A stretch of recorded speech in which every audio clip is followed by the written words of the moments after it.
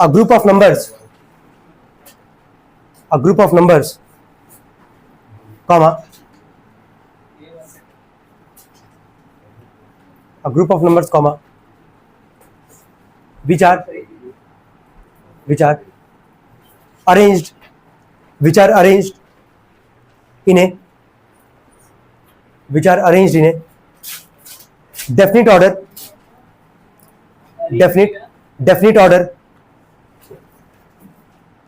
following a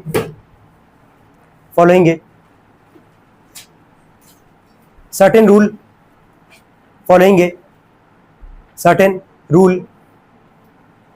comma, is called a sequence.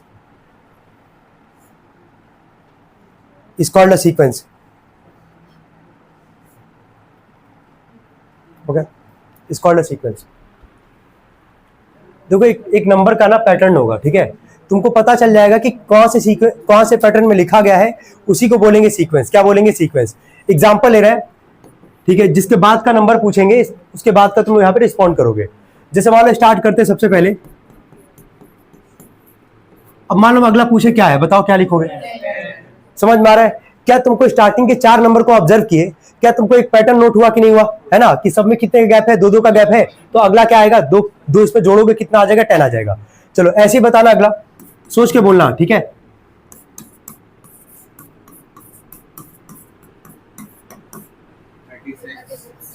चलो ठीक है. अब यही चीज है कि कौन कितना तेज जो है पैटर्न को नोट कर पा रहा है, नोटिस कर पा रहा है. अब देखो 1 का स्क्वायर क्या होता है? 1. 2 का स्क्वायर क्या आएगा? 4. 3 का स्क्वायर क्या है? 9. 4 का स्क्वायर क्या है? 16.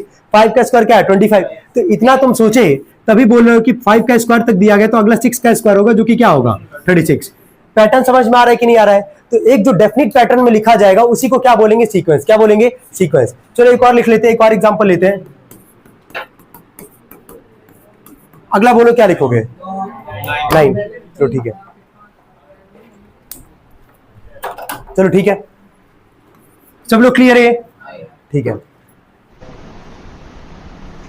अभी मान लो यहाँ पे एक सीक्वेंस हम लोग लिखे थे, 1 3 5 7. अगला क्या आएगा बताओ? 9. यही था हमारे पास. तो जितना टर्म ये इसमें इस्तेमाल होगा, जितना ये दिख रहा होगा ना, सीक्वेंस बनाने में कितने नंबर का इस्तेमाल हुआ है? 4. कितने का हुआ? 4. तो ये सारा क्या कहलाएगा? एलिमेंट. क्या कहलाएगा? एलिमेंट. या फिर और क्या नाम होगा एलिमेंट का? टर्म्स. क्या नाम होगा? टर्म्स. ज्यादातर हम लोग इस पूरे चैप्टर में टर्म्स का ही नाम का इस्तेमाल हम करेंगे, ठीक है. तो जो भी यहाँ पे सीक्वेंस बनाने में जितने भी नंबर का इस्तेमाल होगा उसी को हम लोग क्या बोलते हैं? एलिमेंट. या फिर क्या बोलते हैं? टर्म्स. क्या बोलते हैं? टर्म्स. लिखेंगे, इसके नीचे हेडिंग डालेंगे. अगला progression. PRO GRE SSIUN. PRO GRE SSIUN. Progression. ठीक है. इसमें when the members ब्रैकेट में elements, when the members bracket में elements of a series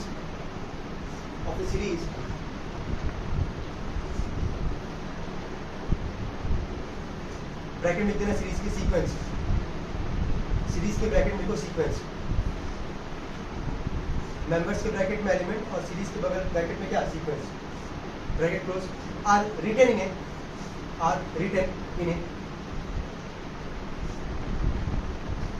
definite order. Are written in a definite order, comma, following certain rule,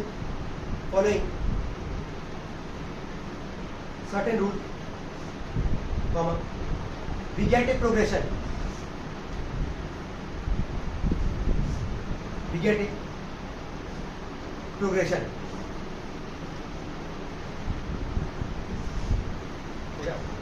इसी नीचे heading डाला arithmetic progression. जो chapter का नाम था वो हेडिंग डालो arithmetic progression.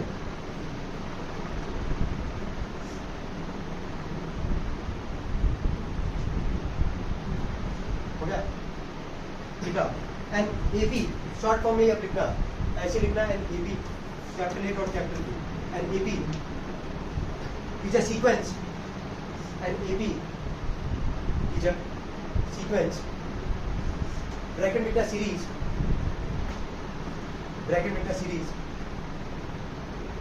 bracket close, of numbers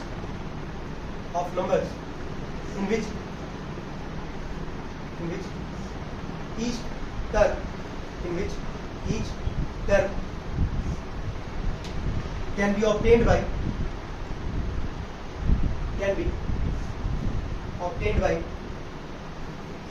adding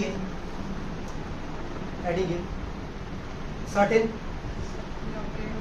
obtained by adding in certain CRTIN certain quantity to its preceding term, to its preceding PRECEDING preceding term.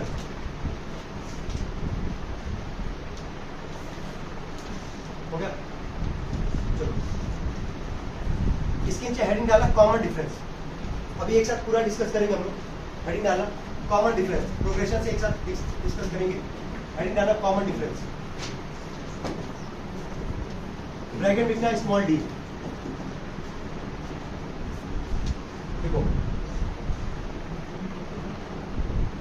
in an AP comma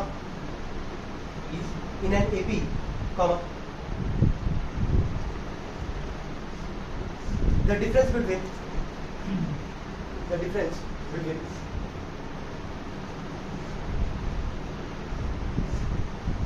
two consecutive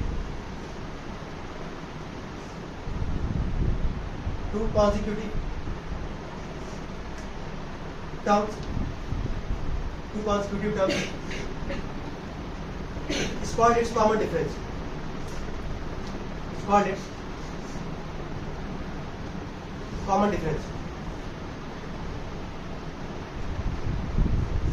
Full stop.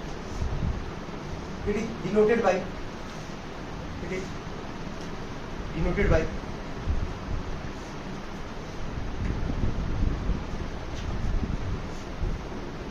D, small d.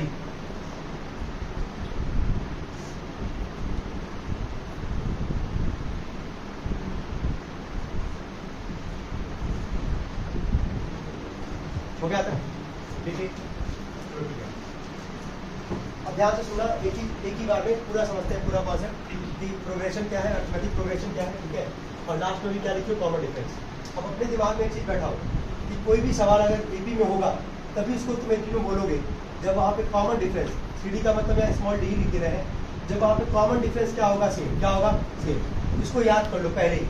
AP का सबसे basic criteria यही है कि कोई सवाल AP में तभी होगा जब वहाँ पे क्या सेम होगा, कॉमन डिफरेंस. क्या सेम होगा, कॉमन डिफरेंस. कोई भी सवाल अगर एपी में होगा तो एपी में तभी होगा जब वहाँ पे क्या सेम होगा, कॉमन डिफरेंस. क्या सेम होगा, कॉमन डिफरेंस. अब ध्यान से एक बार सुनते हैं. देखो हम ना यहाँ पे कोई भी एक सीक्वेंस लिख रहे हैं, ठीक है. यहाँ पे कोई भी एक सीक्वेंस लिख रहे हैं.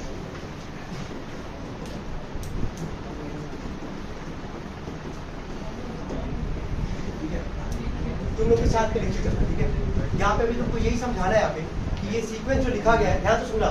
अच्छा, सीक्वेंस लिखा गया सबको दिख रहा होगा. एक डेफिनेट पैटर्न में लिखा गया कि नहीं लिखा गया, पहले तो ये बताओ. 1 3 5 7 9 और अगला पूछा जाएगा कि 9 के बाद अगला क्या आएगा, बोलोगे. लेकिन अब कैसे तुमको ये पता चलेगा कि जो सीक्वेंस लिखा गया ये एपी में है कि एपी में नहीं है. तो एपी में होने के लिए हम जस्ट क्या बोले, क्या सेम होना चाहिए, कॉमन डिफरेंस. क्या सेम होना चाहिए, कॉमन डिफरेंस. इस एग्जांपल में लिखना, उसके नीचे लिखो एग्जांपल. लिखो एग्जांपल 1. लिखना एग्जांपल 1. हो गया. सीक्वेंस बना के लिखो 1 3 5 7 9. लिखो 1 3 5 7 9. हो गया. ठीक है.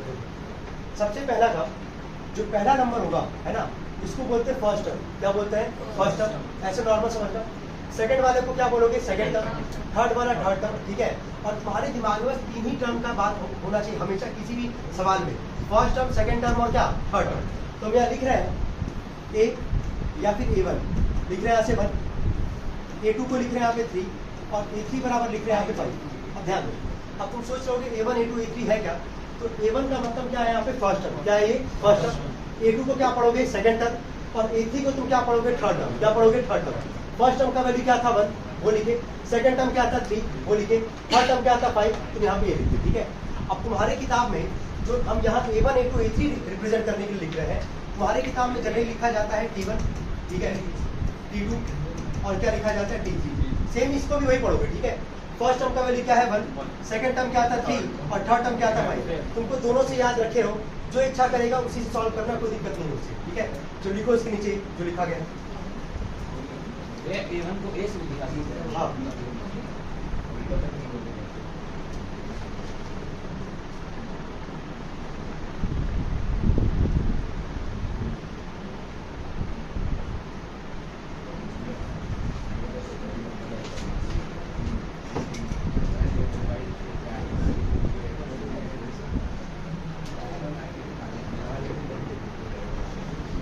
हो गए। पीछे तुम लोग सुना ध्यान से, वापस एक बार रिपीट कर रहे हैं। अभी हम इसके बाद का एक एग्जाम्पल जब देंगे सॉल्व करने के लिए तुम लोग को, कि पहचानना है कि एपी में है कि नहीं है। यही पूरा सभी लोग, ये पूरा ट्रेंड यही फॉलो करना सभी लोग को, ठीक है। सीक्वेंस लिखा जाएगा, ठीक है। फर्स्ट टर्म, सेकंड टर्म और क्या लिखे, थर्ड टर्म लिखे। फर्स्ट टर्म को A1 से, सेकंड टर्म को A2 से, थर्ड टर्म को क्या A3 से, या फिर फर्स्ट टर्म को T1 से, सेकंड टर्म को T2 से और थर्ड टर्म को क्या T3 से रिप्रेजेंट कर सकते हैं। यहाँ तक क्लियर रखना। अभी हम क्या बोले, बार बार रिपीट करें इसी चीज पे, कि कोई भी सवाल अगर एपी में होगा तो क्या सेम होना चाहिए, कॉमन डिफरेंस। तो इतना काम लिखे, first term, second term, third term, इसके बाद निकालोगे कॉमन डिफरेंस। क्या निकालोगे, कॉमन डिफरेंस। और कॉमन डिफरेंस कितनी बार निकालते हैं, 2 बार। कितनी बार निकालते हैं, 2 बार। इसके नीचे लिखना, लिखो D इज इक्वल टू, देखो A2 माइनस A1, देखो D बराबर A2 माइनस A1 हो गया। चलो सॉल्व करते हैं एक बार। पहला निकाले ना कॉमन डिफरेंस। चलो A2 का वैल्यू बोलो क्या है 3, A1 का वैल्यू क्या है 1, 3 में से 1 जाएगा कितना आ जाएगा 2।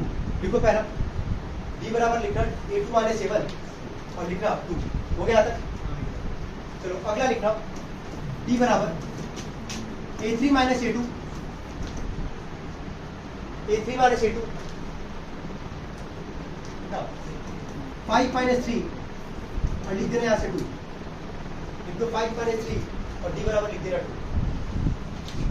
अभी तुम सोच रहे होगे कि A2 माइनस A1 को लिखा गया, फॉर्मूला यही होता है, जो कि तुमको याद हो जाएगा। बहुत सवाल अभी करोगे, ये भी बेसिक पढ़ जाओगे, ठीक है। कॉमन डिफरेंस कैसे निकालते हैं, सेकंड टर्म में से किसको माइनस करते हैं, फर्स्ट टर्म को, सेकंड में से किसको माइनस करते हैं, फर्स्ट टर्म को।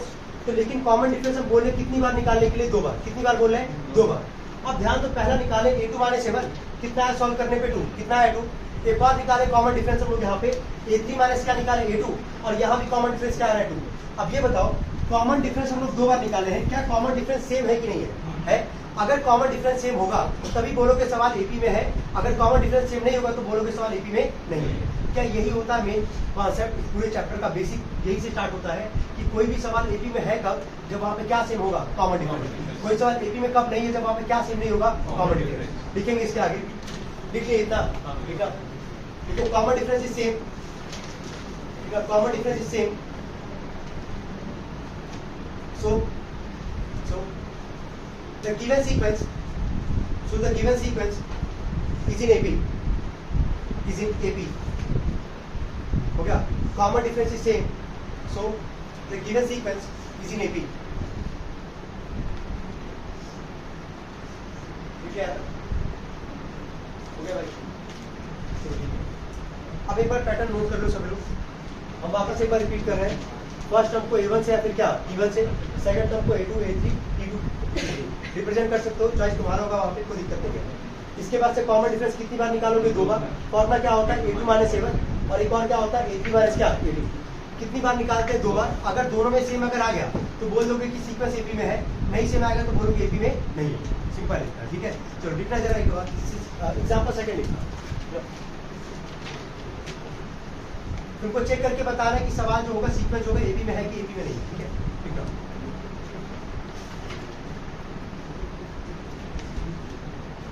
-8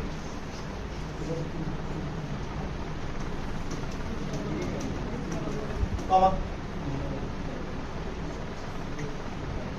-8 और -8 और -8।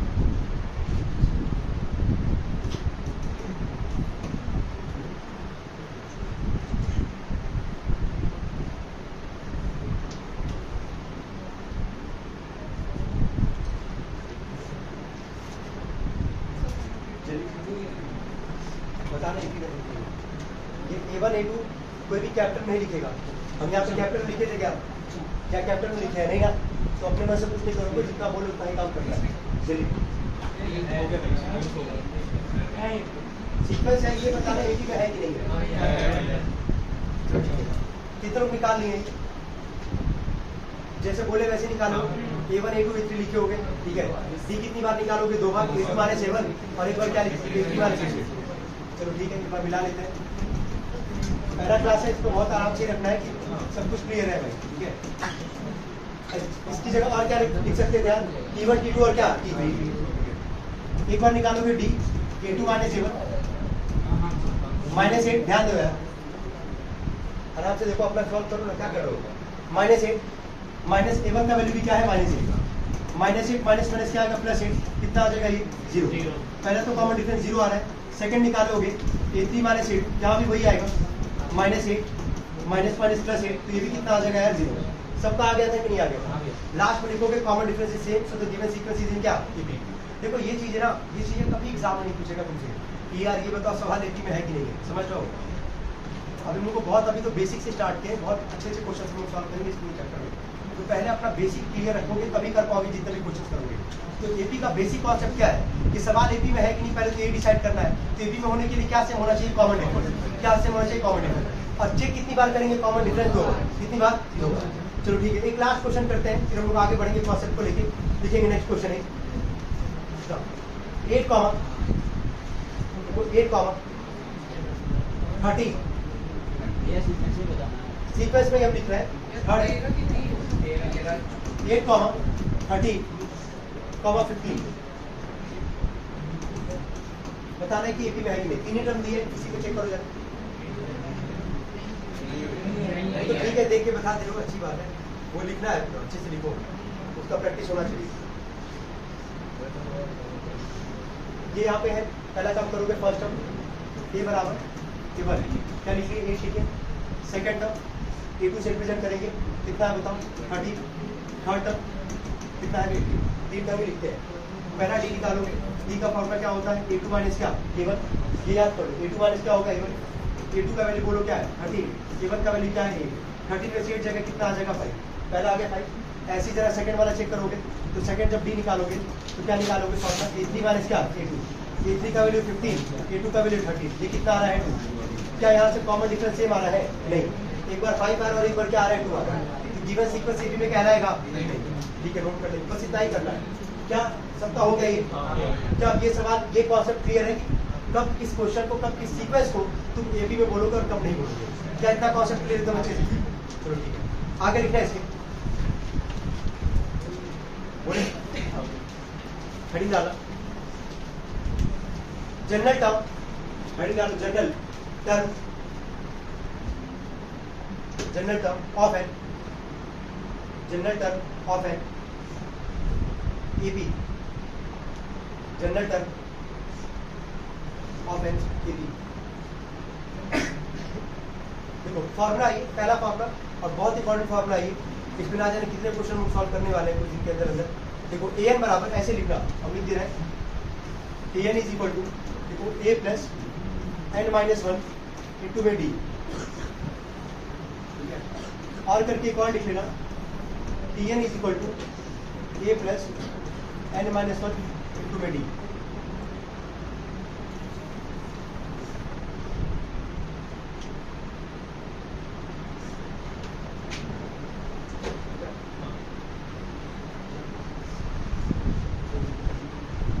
यहाँ तक लिखे?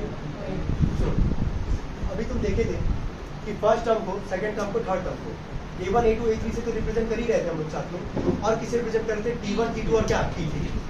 AN का मतलब क्या होता है ये बता रहे हैं, सबका मतलब बता रहे हैं। इसमें से हम ये मान के चल रहे हैं, बस तुमको एक चीज का मतलब पता है, D का। D का मतलब क्या था ये बताना, कॉमन डिफरेंस। कॉमन डिफरेंस कितनी बार चेक करते हैं? AP में पता लगाने के लिए सवाल है कि नहीं, कितनी बार? 2 बार। अच्छा, अगर सवाल पहले से ही AP में दिया गया है, ठीक है, तो वहाँ कॉमन डिफरेंस तुमको कभी 2 बार चेक नहीं करना है, बस एक ही बार निकालना है, A2 माइनस क्या? A1।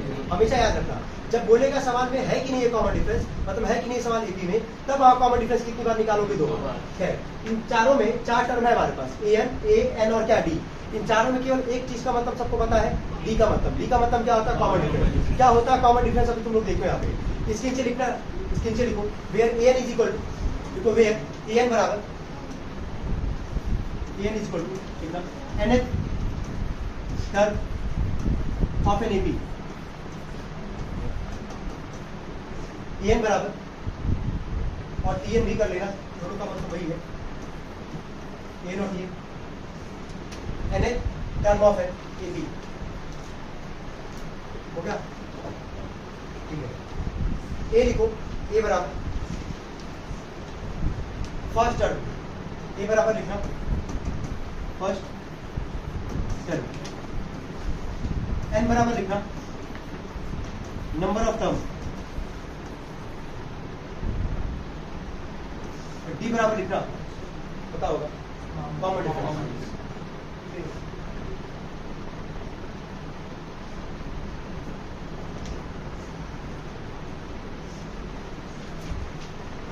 हो गया, पता होगा।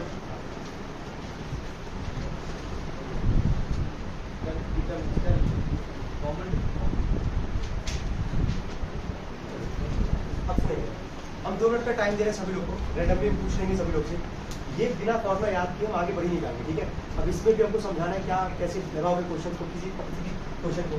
फॉर्मूला तुम्हारे सामने एन बराबर क्या लिखा गया, a plus n minus n two में क्या डी, एन की जगह क्या लिख सकते हो और टी एन, तुम्हारी किताब में क्या लिखा गया टी एन, ठीक है। एन भी लिखा है कि नहीं, एक बार चेक कर लेते वैसे, ठीक है। पुरानी वाले भी तो था, नई वाली में एक बार देखना पड़ेगा। एन और टी एन दोनों में से कोई भी इस्तेमाल करोगे कोई दिक्कत नहीं आएगा। यही फॉर्मूला तुम्हारे सामने, किसका मतलब क्या होता है वो एक बार समझ लो, ध्यान से सुनना। जैसे मान लो कोई टर्म लिखा गया है ना 1 3 5 7, सब लोग समझेंगे, बहुत इंपॉर्टेंट चीज है ये। अब यहाँ पे ना डॉटेड लाइन बना के छोड़ दिए। डॉटेड लाइन का मतलब क्या है कि टर्म कहाँ तक प्रिंट होगा हमको नहीं पता है, समझ में आ रहा है। इसीलिए यहाँ पे लिखा जाता है कि एन का मतलब क्या है कि nth टर्म ऑफ एन क्या एपी, मतलब एपी का कहाँ तक टर्म जाएगा उसके लिए हम लोग क्या लगाते हैं एन, क्या लिखते हैं एन, क्योंकि हम लोग को पता नहीं है ना। अगर यहीं पे मान लो, अगर यहीं पे फुल स्टॉप कर देते 1 3 5 7 के बाद फुल स्टॉप कर देते, इसका मतलब क्या है कि इस पूरे सीक्वेंस में कितना टर्म है, 4 है ना, 1 2 3 4। लेकिन ये डॉटेड का मतलब ये नहीं क्लियर हो पा रहा है ना कितना टर्म है हमारे पास, इसको बोलते हैं nth टर्म। क्या बोलते हैं nth टर्म, कहाँ तक जाएगा nth टर्म तक जाएगा। तो सेम चीज है हमारे पास कि एन का मतलब क्या है nth term of the AP, a का मतलब क्या होता है फर्स्ट टर्म, क्या होता है फर्स्ट टर्म। जो पहला नंबर लिखा होगा किसी भी सीक्वेंस में, यहाँ पे बताओ फर्स्ट टर्म क्या दिख रहा है 1, फर्स्ट टर्म क्या दिख रहा है 1, ठीक है। ऐसे ही यहाँ पे अगर बात करेंगे एन का मतलब क्या होता है number of terms, number of terms. अब नंबर ऑफ टर्म का मतलब क्या है कितना एलिमेंट होगा उसमें, वही क्या रहेगा तुम्हारा नंबर ऑफ क्या टर्म्स।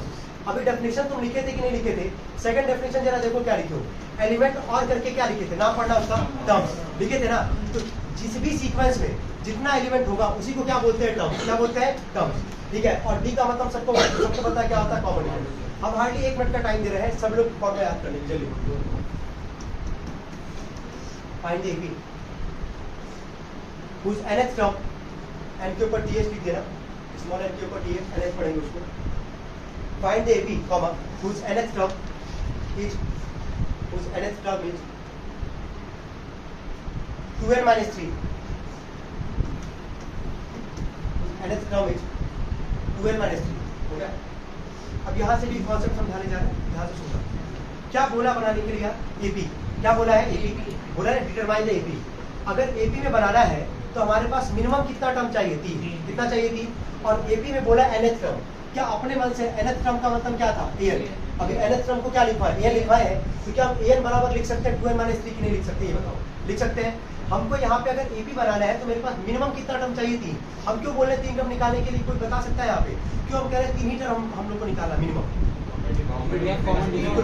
क्योंकि कॉमन डिफरेंस कितनी बार निकालते, 2 बार, a2 minus a1 और एक बार क्या निकालते a3 minus क्या a2। इसीलिए अगर जब भी बोलेगा कि डिटरमाइन द एपी तो मिनिमम कितना टर्म निकालोगे 3, कितना निकालोगे 3। तो nth टर्म दिया अपने मन से लिखे यहाँ पे, फिर क्या करोगे अपने मन से यहाँ पे n की जगह क्या रखोगे 1, क्या रखोगे 1 एक बार रखोगे, एक बार 2 रखोगे, एक बार क्या रखोगे 3, बन जाएगा एपी। यही करना है, कर सकते हो क्या सब लोग, करो जरा एक बार देख लो। 2 into में 1 minus 3, बोलो 2 1 जा 2 2 minus 3 कितना आएगा -1, पहला निकल गया हमारे पास।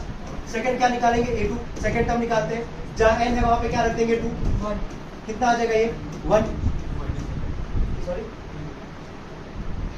और थर्ड टर्म निकालेंगे 2 into में 3 minus 3, कितना आ जाएगा ये 6 minus 3, कितना आ जाएगा 3।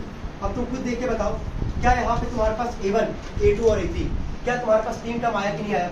जब 3 टर्म आया तो यहाँ पे लिखोगे AP बराबर, पहला टर्म क्या है बोले जरा -1, कॉमा सेकंड टर्म क्या हमारे पास 1 और थर्ड टर्म क्या हमारे पास 3। ठीक है, और डॉटेड यहाँ बना के छोड़ दोगे। डॉटेड का मतलब समझ में आ रहा होगा क्या है कि कहाँ तक जाएगा टर्म हम लोग को नहीं पता है। क्यों? क्योंकि हम यहाँ पे 3 ही निकाले हैं। क्या 3 के अलावा भी तो आगे निकाल सकते थे? 4 रखते तो चौथे वाले का आता टर्म का वैल्यू, 5वां रखते तो 5वां टर्म का वैल्यू आता हमारे पास। तो कहाँ तक जाएगा हम लोग को नहीं पता है। ठीक है, और ये बस बोला है डिटरमाइन द क्या एपी। तो एपी बनाने के लिए मिनिमम कितना टर्म निकालना होगा? 3, A1 A2 और क्या A3। बहुत सारे क्वेश्चन में सब कॉन्सेप्ट आएगा, वापस बोल रहे हैं क्या देगा सवाल, बहुत कुछ सवाल जैसा हम लोग सॉल्व करेंगे। लास्ट में बोलेगा डिटरमाइन द एपी। क्या बोलेगा? Determine the AP. तो एपी जब भी बनाओगे तो अपने दिमाग में अभी याद कर लो कितना टर्म मिनिमम कितना रखोगे? 3, A1 A2 और क्या A3। और तब बनाने के बाद डॉटेड लाइन बना के छोड़ना होता है। ये नहीं कि फुल स्टॉप रख दोगे। समझ में आ रहा है? क्या बनाओगे? डॉटेड लाइन बना के छोड़ दोगे। ठीक है, चलो नोट करना इसको पहले। ये कॉन्सेप्ट था इसमें। अब एक और सवाल दे रहे हैं इसके बिहाफ पे, एक बार देखना कर पा रहे हो क्या?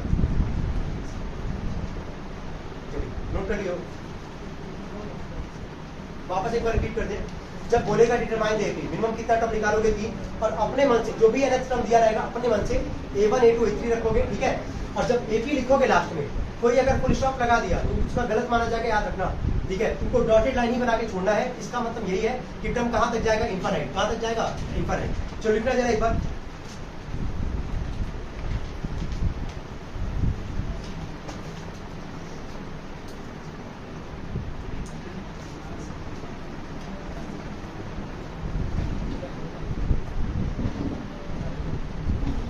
ठीक है, चलो फाइंड द एपी। देखो फाइंड द सेकंड लिखना, find the AP whose nth term is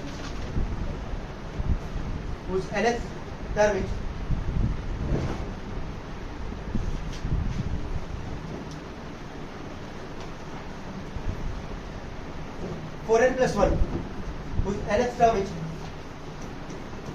4n+1।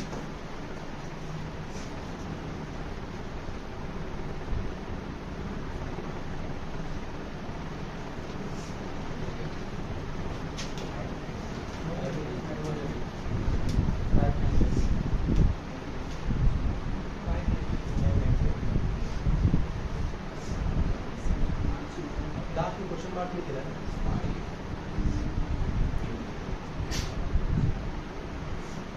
रख के निकालना होता है, वैसे तो लिख दिए।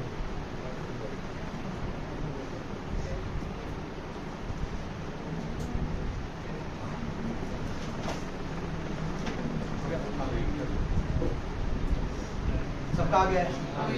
चलो बोलना। यहाँ से पहले रखोगे n बराबर लिखोगे, इसको सब लोग लिखोगे। प्रोसेस में जाना बस, समझ में आ रहा है? n की जगह क्या रखोगे? 1। तो जैसे यहाँ पे 1 रखे होगे बताओ कितना आएगा? ये 5। यहाँ पे 2 निकालोगे, 8% कितना आ जाएगा? 9।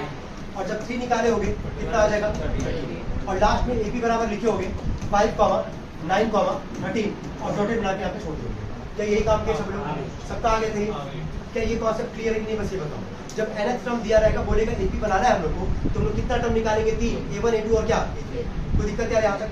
अब आते हैं सेकंड कॉन्सेप्ट पे। इसके बाद फिर टाइम लेंगे 5 मिनट का। जो डाउट आएगा यहाँ तक का पूछ सकता है कोई भी। ठीक है, तो लिखना इसके नीचे लिखो। सभी लोग अपने मन से जनरल टर्म ऑफ एपी का फॉर्मूला सबसे पूछा गया, सभी लोग को याद भी था। अपने मन से लिखो general term of an AP का फॉर्मूला। लिखिए सब लोग, n बराबर करके लिखो पूरा।